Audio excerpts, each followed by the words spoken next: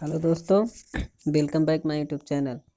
दोस्तों, आज मैं मेंस्ट्रुएशन पीरियड के दौरान होने वाले पेन एब्डोमेन के ट्रीटमेंट के बारे में बताऊंगा। यदि इस जानकारी को जानना चाहते हैं तो बने रहिए वीडियो के अंत तक। दोस्तों, मेंस्ट्रुएशन पीरियड के दौरान होने वाले एब्डोमेन पेन को मेंस्ट्रुएशन क्रैम्प कहते हैं, या हम इसे मेडिकल टर्म में डिस्मेनोरिया कहते हैं।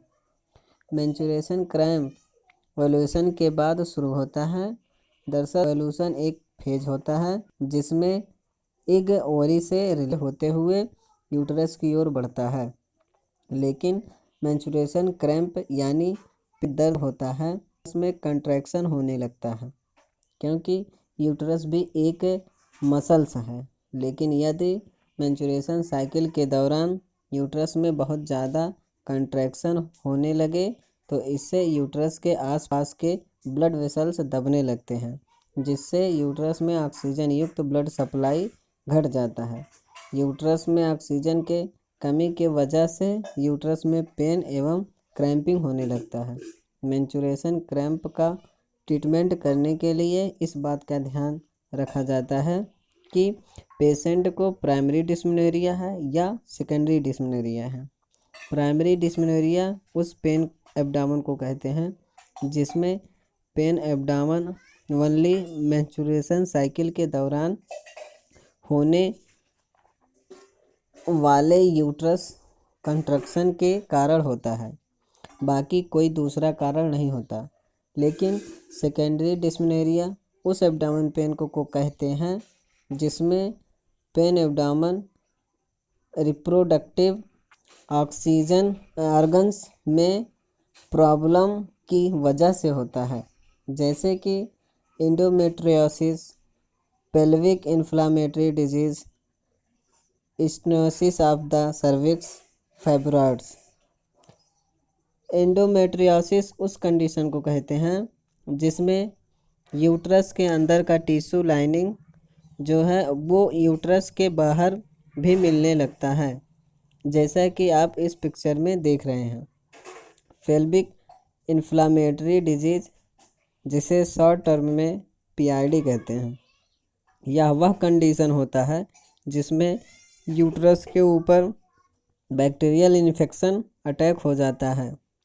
जल्दी ट्रीटमेंट ना मिलने पर यह bacterial infection other reproductive organ तक पहुंच सकते हैं।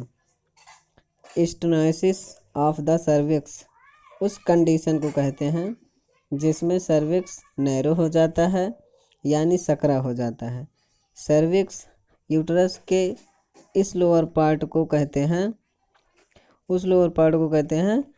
इसमें फाइब्रॉइड्स उस कंडीशन को कहते हैं जिसमें यूट्रस का इनर वॉल यानी अबनॉर्मली ग्रो कर जाता है। तो अभी मैं इस वीडियो में प्राइमरी डिस्मेनोरिया के ट्रीटमेंट के बारे में बताऊंगा। दोस्तों, क्योंकि प्राइमरी डिस्मेनोरिया यानी पेट में दर्द यूट्रस में कंट्रक्शन की वजह से होता है, इसलिए यह पेशेंट को एंटी स्पास मेडिसिन दिया जाता है। एंटी स्पास मेडिसिन में सबसे पहले ड्रोटावरिन मेडिसिन दिया जाता है, क्योंकि इस मेडिसिन के साइड होते हैं लगभग ना के बराबर होता है। यदि पेशेंट को इस मेडिसिन से आराम ना मिले तो फिर पेशेंट को ड्रोटावरिन की जगह डाइसाइक्लोमाइन प्लस पैरासीटामॉल दोनों के दो दिया जाता है। डाइसाइक्लोमाइन एवं पैरासीटामॉल इन दोनों का कॉम्बिनेशन कॉमनली पोलीमैक्स के नाम से टेबलेट फार्म में किसी भी मेडिकल स्टोर पर मिल जाता है। इन सभी मेडिसिन से पेशेंट को मेंस्ट्रुएशन पेन एवं उससे होने वाले डिस्कम्फर्ट से आराम मिल जाता है। लेकिन यदि पेशेंट को हर महीने पेट में बहुत तेज़ दर्द होता है, जिससे उन्हें इतना डिस्कम्फर्ट होता है कि वह अपने डेली रूटीन वर्क को भी ठीक से नहीं कर सकते तो फिर ऐसे कंडीशन में पेशेंट को जितना जल्दी हो सके प्रेगनेंसी के लिए एडवाइस दिया जाता है। लेकिन यदि पेशेंट मैरिड नहीं है तो फिर ऐसे कंडीशन में ओरल पाइल्स लेने का एडवाइस दिया जाता है। ओरल कंट्रासेप्टिक टेबलेट ओवरऑल यल के नाम से किसी भी मेडिकल स्टोर पे मिल जाता है।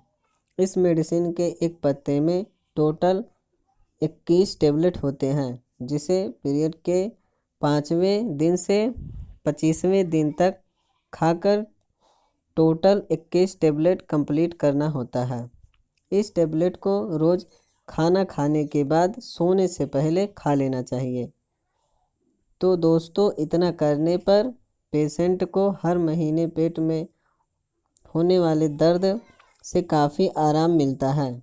और यहाँ पर एक चीज़ बता दूँ दोस्तों कि ओरल कंट्रासेप्टिक मेडिसिन कभी भी अपने गायनोलॉजिस्ट से कंसल्ट किए बिना नहीं खाना चाहिए, क्योंकि ये एक हार्मोनल मेडिसिन है। इसको खाने से कुछ टर्म और कंडीशन होते हैं जो कि आपके गायनोलॉजिस्ट आपको बताएंगे, लेकिन फिर भी मैं आपको कुछ टर्म्स और कंडीशन बता देता हूँ जो कि आपको हमेशा फॉलो करना चाहिए। इस मेडिसिन को खाने से पहले ये मेडिसिन 18 साल से नीचे और 35 साल से ऊपर की महिलाओं को नहीं खाना चाहिए। इस मेडिसिन को लगातार 3 साल से अधिक नहीं खाना चाहिए। इस मेडिसिन को हाई ब्लड